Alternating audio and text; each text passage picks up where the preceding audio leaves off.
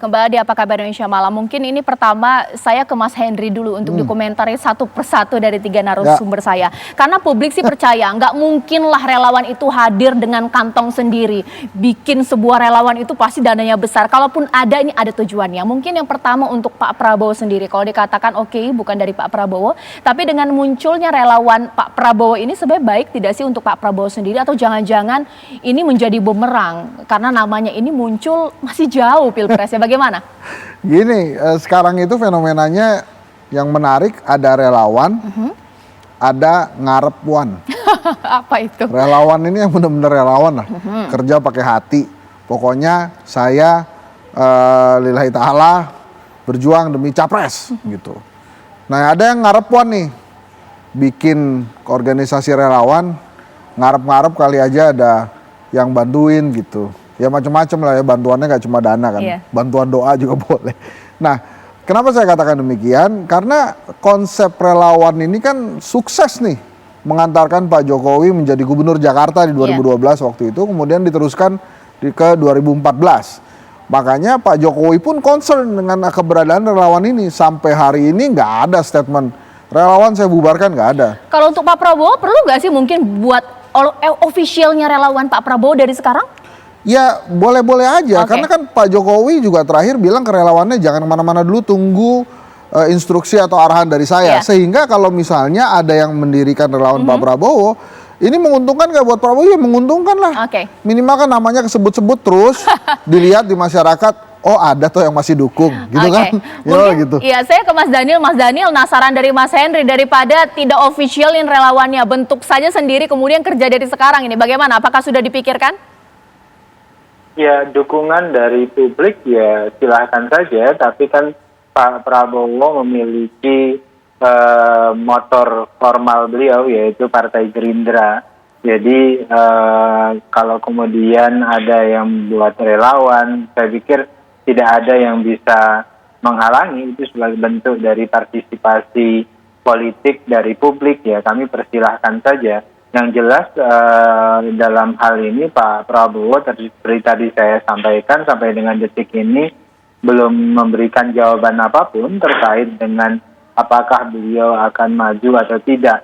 Namun tentu Partai Gerindra yang paling bertanggung jawab untuk terus berjuang dan bekerja untuk kepentingan publik dan mendorong simpati publik terkait dengan Partai Gerindra, terkait dengan Pak Prabowo, dan tentu terkait dengan politisi-politisi Gerindra lainnya yang nanti juga akan bertarung di Pileg dan sebagainya. Jadi yang jelas kami melihat para relawan-relawan yang muncul hari ini mau dukung siapapun itu sebagai bentuk partisipasi publik, dan kita hormati itu sebagai bentuk dari kegembiraan demokrasi yang sekarang ini kita lakukan.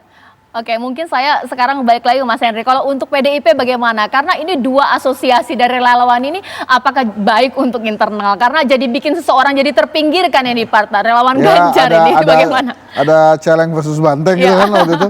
Ya sebenarnya ini juga menarik juga. Kenapa saya katakan kan Mas Ganjar ada beberapa relawan yang tadinya tuh relawan Pak Jokowi gitu. Nah ini menarik nih, harusnya Pak Ganjar hati-hati dengan relawan model kayak gini. Harusnya relawan itu kan loyal sama tokoh yang dia dukung dan ditunggu, dikawal sampai selesai gitu. Nah ini kan ada beberapa relawan yang Pak Jokowinya belum selesai terus pindah ke Ganjar gitu. Nah ini Mas Ganjar mesti hati-hati menurut saya. Dan jantungnya PDI Perjuangan itu kan adanya di para pendukungnya ya. Sehingga memang cukup kuat ini. Dengan adanya relawan ini sebetulnya ini menambah keriliuhan Partai Demokrasi Indonesia Perjuangan aja. Karena kan selain ada relawan Puan, ada relawan Ganjar, muncul lagi kemarin relawannya Budiman Sujatmiko gitu kan ya. Banyak itu relawannya karena tokohnya banyak. Tapi kita tanya dari internal PDIP, apakah memang senang dengan riuh di luar atau mungkin panas juga ini? Karena pastinya kan restu yang terakhir itu kan dari Ibu.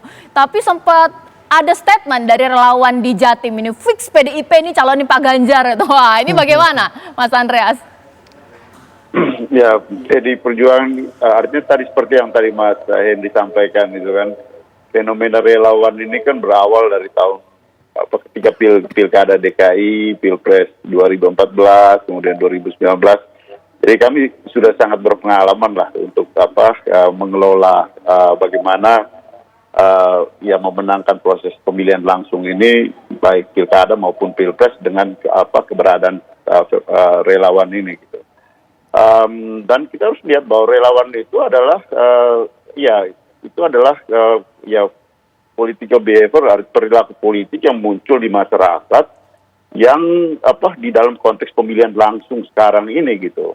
Jadi tentu kami melihat ini sebagai aset yang tentu kita berharap dengan pengelolaan yang baik ketika sudah diputuskan siapa calon presidennya, ini akan menjadi suatu akumulasi kekuatan yang untuk akan mendukung calon yang diusung oleh PDI Perjuangan gitu.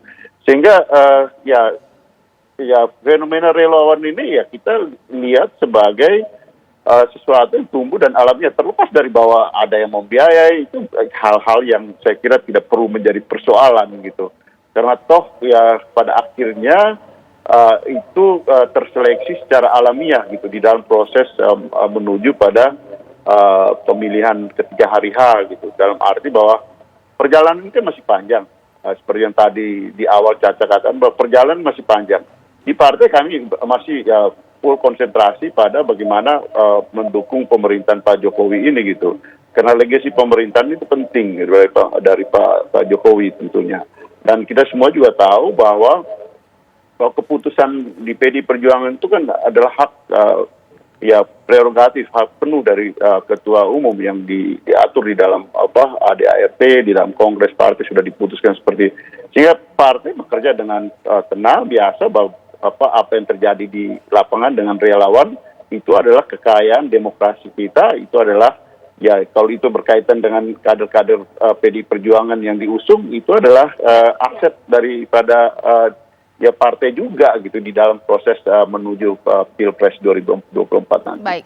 Ya nanti sesaat lagi saya ke Kang Aceh Hasan Sazili ini, karena ada yang mengatakan juga bahwa ini baik juga untuk calon-calon presiden yang punya elektabilitas yang kecil, bisa dikatakan seperti itu, ya tidak angka belasan lah ya. Ini juga membuat daya tawar dari partai politik ini juga akan kuat kalau misalnya ketua umumnya mencalonkan diri sebagai capres, pemirsa. Apakah benar demikian? Sesaat lagi.